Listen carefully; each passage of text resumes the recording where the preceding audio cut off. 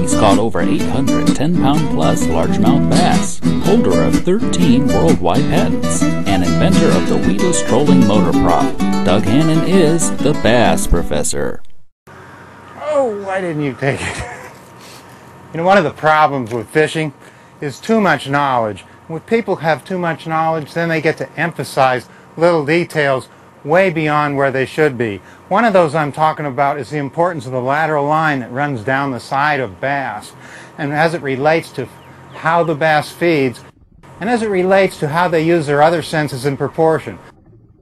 This organ consists of small holes in the scales that actually allow nerves to run toward the surface and almost touch the water.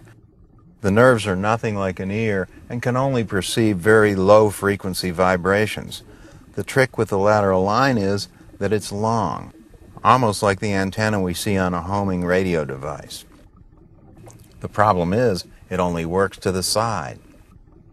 This in itself suggests that it wouldn't be used as a feeding mechanism, since the bass feed from the front and all the organisms involved in feeding, including the eyes and the mouth, are oriented that way.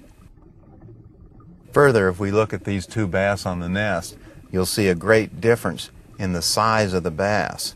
So it would follow that if the lateral line was that important, the smaller bass would be really getting shortchanged in terms of the use of this organ compared to the much larger female. This, among other things, makes me think the lateral line is not so much involved in feeding. And yet we know that with schooling bait fish, the lateral line is very important in allowing the fish to school as a unit.